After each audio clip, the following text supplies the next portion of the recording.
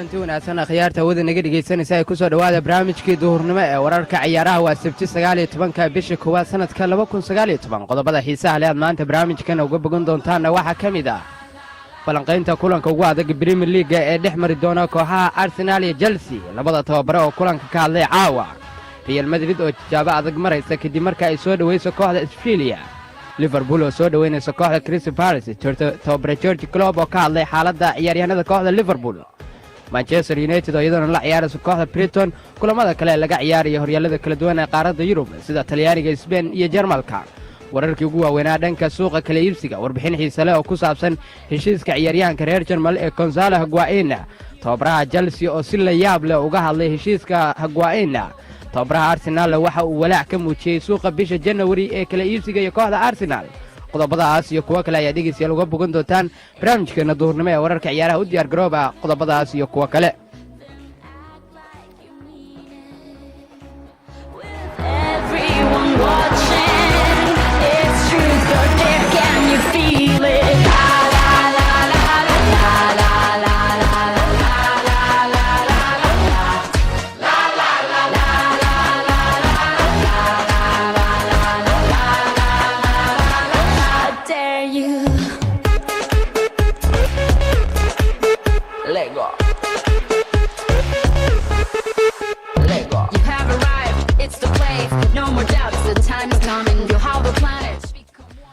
waa hagaag dhegeystayaal mar kale kulan wacan ayaan hawadeena ka leeyahay meel kastoo aad joogtaan iyo si kastoo aad noo maqlaysaan barnaamijkeena duhurnimo ee wararka ciyaaraha ayaan dhegeystayaal u gudagelaynaa kulanka ugu xiisaha badan ayaa dhex mari doona kooxaha Chelsea iyo Arsenal Premier League dalka Ingiriiska waana kulanka inta badan maanta barnaamijka aan kaga hadli doono idinkoo sidoo kale dhegeystayaal qaybaha dambe ee barnaamijkana ku sii saadaalinaya kulankani dhex mari doona Arsenal iyo Chelsea labada kooxood haddii aan fiirino kooxda Arsenal ayaana gurigeeda kula ciyaaraysa Chelsea oo ah kooxo ka wada dhisan caasimadda London ee Ingiriiska Arsenal ayaana doonaysa inay soo yareyso farqiga dhibcaha ee kooxda Chelsea kaalinta afraad kaga hayso kooxda Arsenal halka Chelsea ay doonayso inay kaalinta afraad ay sii xajisato si ay u xaqiijiso soo bixitaanka tartanka Champions League ee sanadka dambe haddii aan fiirino kulamadii ugu dambeeyay ee kooxahani dhex maray kooxda Arsenal ayaa dhalisay 20 gool todobadii kulan ee ciyaartay kulamada London Derby Premier League xilli ciyaareedkan iyagoo laba jeer ka badan koox kasta oo ka ciyaarta caasimadda London Arsenal ayaa badisay hal kulan oo kamid ah 14 kulan ee ugu dambeeyay ay ka hortimid kooxda Chelsea 5 kulan barbara ay galeen halka 8 kulan ay guuldarooyin la kulmeen iyadoo guushii ugu dambeysay ay Chelsea ka gaartay ahayd September sanadkii 2016 markaas oo ay Fala Emirates ay 3-0 uga adkaatay kooxda Chelsea dhinaca kale kooxda Chelsea ayaa iyaduna doonaysa inay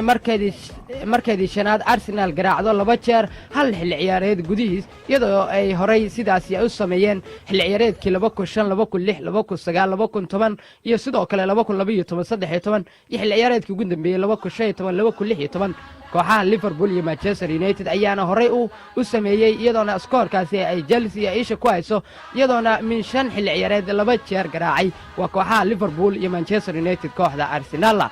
Chelsea oo 10 jeer ayaa difaacatay shabaqeeda waana xilli ciyaareedka waxaana shabaqa difaacasho ka badan kooxda Premier League hogaaminaysa ee Liverpool oo 13 jeer gool ka ilaashatay shabaqeeda halka Arsenal ay 3 jeer difaacatay waxaana ka hooseysa oo ka liidatay kaliya kooxda Fulham oo 2 jeer difaacatay shabaqeeda Arsenal ayaa dhalisay 20 gool todobadii kulan ee ugu dambeysay xilli ciyaareedkani kooxaha caasimadda ama kulamada Derby London-ka ay ka hortimid Arsenal ayaana laga badiyay laba kamid ah 3 kulan ee ugu dambeysay ee ciyaareen Premier League in ka badan 17 kulan ee ciyaareen tartamada oo dhan 11 kulan ay badiyeen halka ay 5 kulan barbara galeen hal kulan laga badiyay Chelsea ayaa iyaduna doonaysa in ay badiso 4 kulan oo isku xigta Premier League markii ugu horeysay tan iyo bishii December sanadkii 2016 markaas oo ay sidaan oo kale ay sameysay xidiga weerarka uga ciyaara waa xidigaha kooxaha Arsenal iyo Chelsea Aubameyang iyo Eden Hazard ayaa saameyn ku leh kooxooda iyagoona dhibcaha ugu badan u shaqeeya labadani kooxood iyagoona min 12 dhibcood u shaqeeya kooxooda ciyaaryahanka Oliver Giroud ayaa noqon kara xidiga labaad ee gool u dhaliya ama ka dhaliya Premier League kooxaha Arsenal iyo Chelsea kadib markii uu sidaas sameeyay ciyaaryahankii hore khadka dhexe Cesc Fabregas في وسط كرة على القائم الثاني وفات تمشي الكرة في ختام مسك، يلعب أوزيل يهرب الكرة رائعة انتهى بالإرهاب. أليكسيس المفتاح وصل الكرة وزع كرة والحارس وهذا عدى ما يعديش. ترجع أوزيل يلعب له أوزيل تتفاش أرسنال يسجل. waa hagaag dhegeystayaal labada tababare waa macalin Unai Emery iyo sidoo kale Maurizio Sarri ayaa ka hadlay in kulankani caawa xiisaha leh ee dhex mari doona kooxaha reer London iyadana oo tababaraha Arsenal uu ka hadlay xaaladda Mas'uud Ozil oo ay macquul tahay inuu qayb ka noqdo kulanka caawa Arsenal ee ka hortagayso kooxda Chelsea. tababaraha kooxda Chelsea ayaa waxa uu yiri xaqiiqadii waa koox aad u adag marka aad la ciyaarayso Arsenal marka la eego heerka weerarka waa mid kamid ah kooxaha ugu fiican Premier League ayuu leeyahay tababaraha kooxda Chelsea. waa halis kulankani waxaan diiradda saaranaa sida aan uga adkaan lahayn kooxda Arsenal oo doonaysa inay ku soo dhawaato dhanka farqiga dhibcaha kooxda Chelsea ayuu yiri tababaraha Maurizio Sarri ee kooxda Chelsea. dhanka kale Unai Emery ayaa sheegay inuusan u malayn doonin inuu Mas'uud Ozil uu ka tagayo kooxda bishani January iyadoo uu saameyn ku yeeshay ciyaaryahankani Mas'uud Ozil oo ay khilaaf uu ka dhaxeeyo maamulka kooxda iyo sidoo kale ciyaaryahankani. tababaraha kooxda Arsenal ee Unai Emery ayaa sheegay inuu ciyaaryahankani la hadlay oo kala hadlay arrimo badan oo ay ka mid tahay dhanka qaab ciyaareedka kooxda iyadoo tababaraha Unai Emery uu sheegay inuu Mas'uud Ozil uu kala hadlay sidii uu soo celin lahaa qaab ciyaareedka lagu yaqaanay ee kooxda Arsenal uu qayb uga noqon lahaa sida ay uga mid noqon lahayd afarta kooxood ee dalka Ingiriiska oo matali doonta tartanka Champions League. haddii aan fiirino shaxda macquulka ee koox kasta ay ku soo geli karto garoonka caawa iyo wararkii ugu dambeeyay ee ciyaaryahanada kulankani seegaya ama ka soo muuqan kara kooxda Arsenal waxaa weli dhaawac dheer uga maqan ciyaaryahanada Rob Holding iyo sidoo kale Henrik Mkhitaryan iyo ciyaaryahanka Danny Welbeck iyadoona ay weli ciyaaryahanadaasi ka maqnaan doonaan kooxda Arsenal. halka ciyaaryahanka Ruben Loftus-Cheek oo kooxda Chelsea isna la filayo inuu taam noqdo kulanka caawa ee Arsenal. Unai Emery ayaana dib u heli kara ciyaaryahanka Mas'uud Ozil oo shaxdiisa ku soo bilaaban kara kulanka caawa. haddii aan fiirino shaxda caawa Linen Sortikas Socrates iyo Mustafi Kashkoleni Peller Kolonisek Lucas Torreira Shaka Ramsey Aubameyang iyo Lacazette ayaa qayb ama noqon karta shaxda macquulka ee Arsenal kulanka caawa ku soo geli karto. Chelsea haddii aan fiirino ciyaaryahanka Alvaro Morata ayaa laga yaabaa inuu dhaawac muruqa ah uu ka soo kabsado inkastoo uu ciyaaryahankani isaga tegayo gegida Stamford Bridge ee kooxda Chelsea iyadoona uu mustaqbalka ciyaaryahankani uu cadaan ee kooxda Chelsea. halka ciyaaryahanada Keba Azpilicueta Rodriguez Luis Alonso Jorginho Kante Kovacic iyo sidoo kale Pedro iyo William Hazard ay ka mid noqon karaan shaxda hordhaca ah ee kooxda Chelsea ama macquulka noqon karta inta Maurizio Sarri uu kulanka ku soo galo. ترجع أوزيل يلعب له أوزيل تتفاش أرسنال يسجل جول كرة كبيرة ملعوبة جول وينشرين جول واحد بلاش مستحقة لأرسنال. إذا نار أوزيل ما تتفاش الكرة في الشباك يا جاميرس إذا نار مسعود waa hagaag dhegeystayaal barnaamijkii duhurnimo ee wararka ciyaaraha ayaad la socotaan radio sahan ayaad nagala socotaan dhegeystayaal mowjadeeda FM 89.2 FM kulamo xiiso badan ayaa la ciyaari doonaa maanta horyaalada kala duwan ee qaaradda Yurub la liigaha dalka Spain waxa ugu xiisaha badan ayaa dhex mari doona kulanka ugu adag kooxaha Sevilla iyo Real Madrid oo ah laba kooxood aad ugu xifaaltama horyaalka la liigaha dalka Spain balse Premier League dalka Ingiriiska intaana ka bixin waxa sidoo kale jira kulamo dhex mari doona kooxaha dalkaasi. Liverpool ayaa kulanka caawa la ciyaari doonta kooxda Crystal Palace iyadoona kulankani 6 maqrnimo uu soo dhici doono. tababaraha kooxda Liverpool ee George Klopp ayaana ka hadlay xaaladda xidigiisa kooxda Liverpool. waxa uu tababarahani sheegay ciyaaryahanka Trent Alexander-Arnold iyo sidoo kale Jorginho Wijnaldum ay labaduba seegi karaan kulankani caawa iyadoo sidoo kale shaki la gelinayo ama uu dib ugu soo laabtay ciyaaryahanka khadka dhexe reer Ingiriis Adam Lallana. iyadoo sidoo kale tababaraha kooxda Liverpool uu sheegayo in kulanka caawa saari doonaan diiradda sida uu adkaan lahaayeen kooxda Crystal Palace oo ay la ciyaarayaan. dhanka kale tababaraha Manchester United Ole Gunnar Solskjaer ayaa isna eegaya inuu kulankiisa toddobaad oo xiriir uu guul gaaro kadib marka uu caawa fiidkii uu soo dhaweeyay kooxda Brighton oo ay gurigooda Old Trafford ay kula ciyaarayaan. Manchester United ayaa Eric Bailly dib u helay kadib ganaax 3 kulan ah oo ciyaaryahankani ku maqnaa iyadoona aysan jirin wax ciyaaryahano muhiim ah oo dhaawac ku seegaya in kooxda Manchester United. kulamada inta badan 6 maqribnimo ay soo dhici doonaan sidoo kale Everton iyo Southampton ayaa iyaguna wada ciyaarayo 6 maqribnimo kulankooda soo dhici doona Arsenal iyo Chelsea ayaa iyaguna wada ciyaari doona 2 saac iyo barfiidnimo waana kulanka ugu dambeeya kulamada Ingiriiska kulanka ugu soo horeeyay ayaa galabta dhex mari doona kooxaha Leicester City iyo kooxda Wolves iyadoo kulankani 3 barka galabnimo soo dhici doono halka kooxaha Cardiff iyo Newcastle United 6 maqribnimo ay soo dhici doonto ciyaartooda Watford iyo Burnley 6 maqribnimo iyadoo kulamadani ay badankood 6 maqribnimo soo dhici doonaan marka laga reebo kulanka ugu xiisaha badan ee Arsenal iyo Chelsea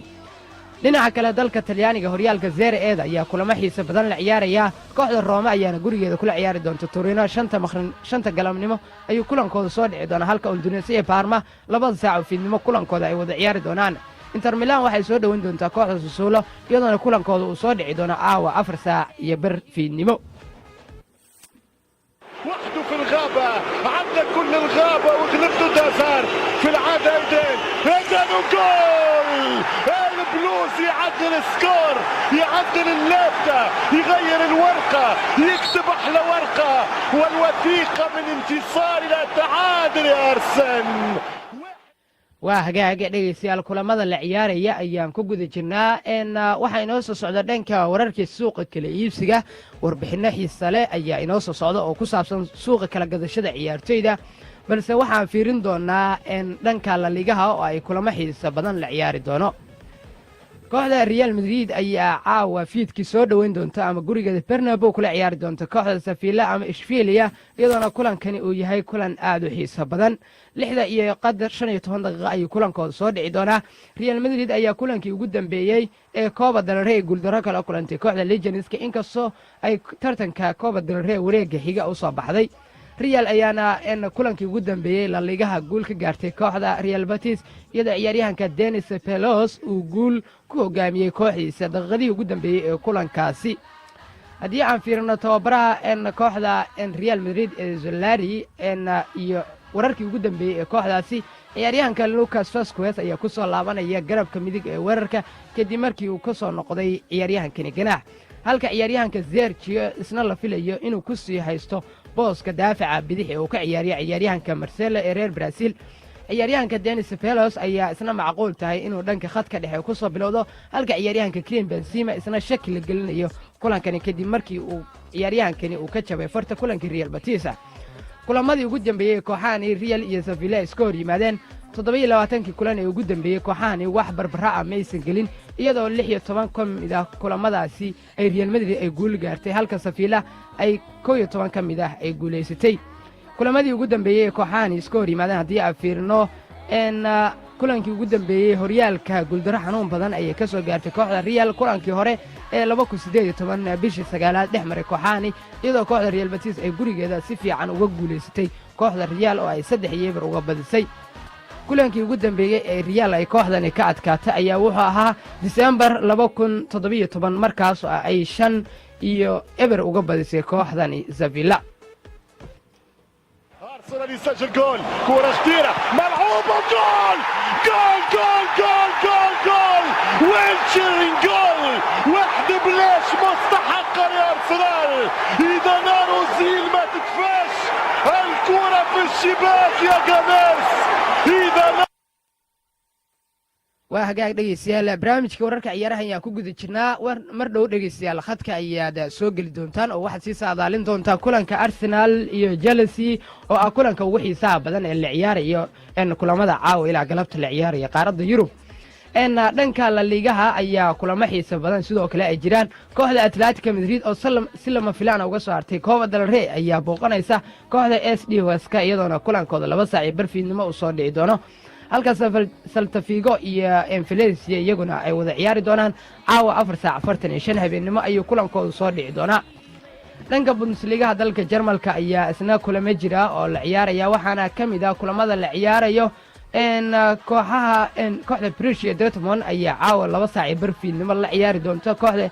RB Leipzig iyadoo kulankani oo 2 saac barfiidnimo u soo dhici doono halka Bayern Munich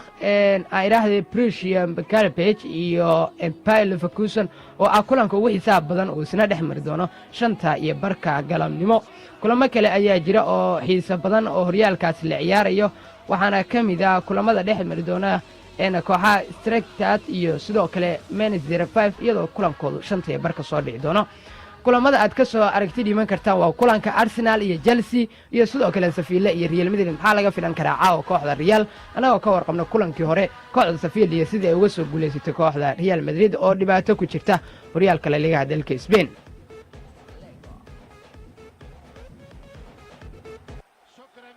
للزميل 177 وهو على ملك نادي تشيلسي من 1905 ستانفورد بريدج يا سادة هو اسم مرتبط تاريخيا باسم المعركة التي دارت في 1066 ميلادي معركة مهمة جدا في نشأة انجلترا وكانت بين الجيش الانجليزي hagaag dhageystayaal intaana u guda gelin dhageystayaal aragtidiina ku saabsan kulanka Chelsea Arsenal waxaan fiirin doonaa dhanka wararka suuqa kala iibsiga iyo waxyaabihii ugu waaweynaa maanta ee wargeysada caalamka ay ka qoreen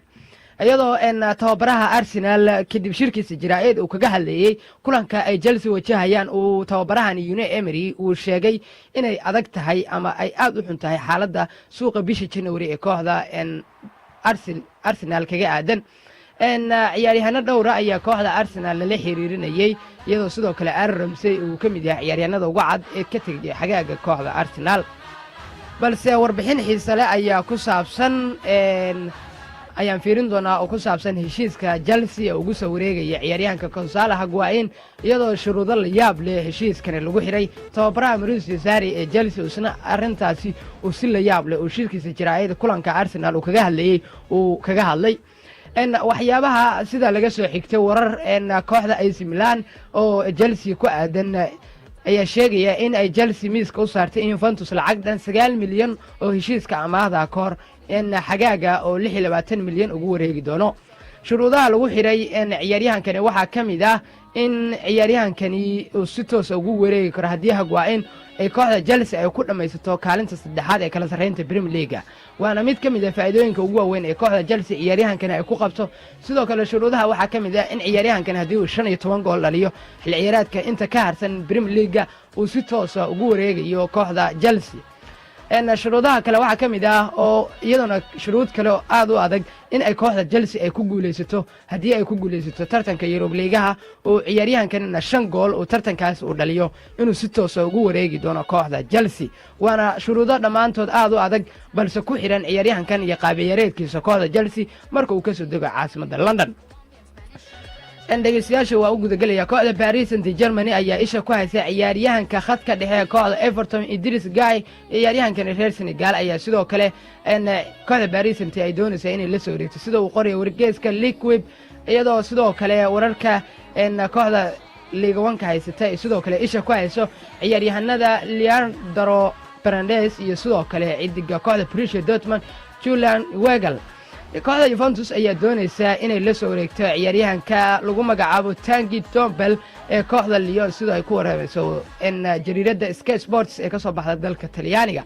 kooxaha Manchester City iyo Barcelona ayaana xiiseynaya ciyaaryahankani 22 jirka khadka dhexe laakiin kooxda Lyon ayaa ciyaaryahankani ku doonaysay 80 milyan oo euro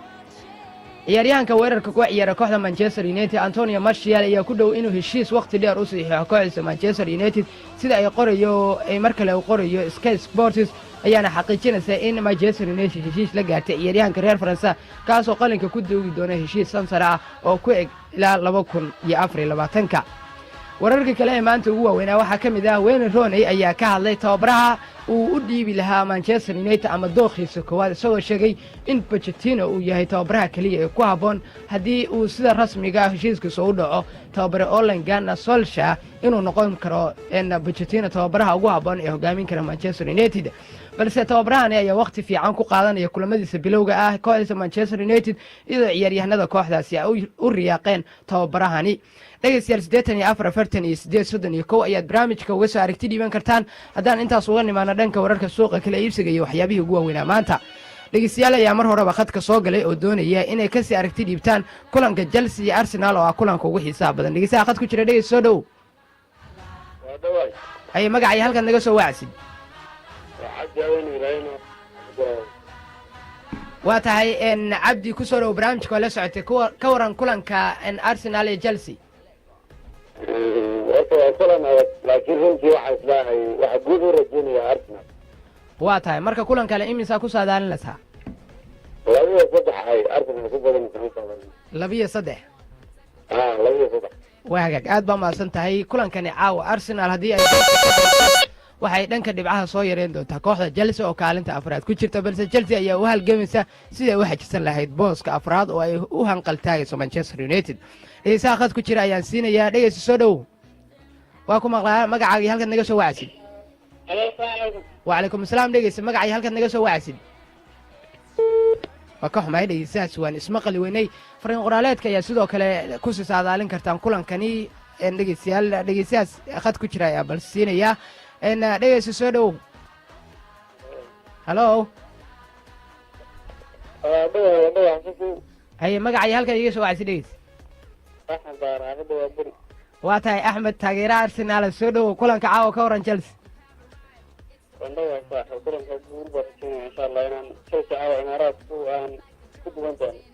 waa tahay laakiin xilli hore ayaanu kugu dambeysay marka la fiiriyo Premier League iyadoo aan iskooro kale oo taariikhi ah ay Chelsea isha ku hayso marka kulankani caawa ka waran suurtagalnimada Mas'uud Ozil inuu ku soo bilowdo intee la egta kulanka waxa rajeynaya xisabtoona kulankii ugu weyn noqon doona caawa oo Chelsea kala diri doona insha Allah waa tahay aad baa mahadsan tahay Axmed sida wanaagsan aad barnaamijka noogala qayb gashay dhanka kale kooxaha Arsenal iyo Manchester United ayaa isku dhibco ah balse kooxda Arsenal ayaa kaalinta shanaad goolasha ku haysa kulankani ayaa waxa amooda kaalinta afraad inay xiiso gaar ah ay leedahay Premier League balse Chelsea ayaa u dagaalamaysa sidii arrintaasi ay u soo gabagabeyn lahayd kulanka caawa haddii ay ka badiso kooxda Arsenal waa Chelsea dhegeysaha khad ku jira dhegeysa soo dhow وعليكم السلام dhegeysta magacaaga halkan naga soo wacsid walaal kowda saacan su'aalo kowda agoos ayaad naga soo wacsaa dhegeysta ka waran kulankani Arsenal iyo Chelsea labi hal baa u rajeynaysaa waa tahay Arsenal iyada ka waran kulankani caawa weeraryahanadooda marka la fiiriyo Lacazette iyo Aubameyang diyaar ayay yihiin waxayna doonayaan inay dhibcaha ay soo yareeyaan kooxda Chelsea يا مدرب ولا ولا فوق بيكون فران لكن احنا مالنا وقفوا هدي انا معنا نقول ما كان waagaag dhegeysta Chelsea ayuu ahaa kaasi dhegeystayaal aad baa in kaga mahad celinaya sida wanaagsan aad barnaamijka noogala qayb gasheen dhegeystayaal barnaamijka wararka ciyaaraha kulamadan natiijooyinka ay ku soo dhamaadaan annagoo intaasi dhegeystayaasha aan ku soo gabagabeynay waqtiga oo nahaya awgiis dhegeystayaashana waa ku mahadsan yihiin kuwii nala socday iyo kuwii barnaamijka doonayay inay nagala qayb galaan sidaan saadaaliyaan kulanka Chelsea iyo Arsenal dhegeystayaal intaas ayaan barnaamij ku soo gabagabeynaya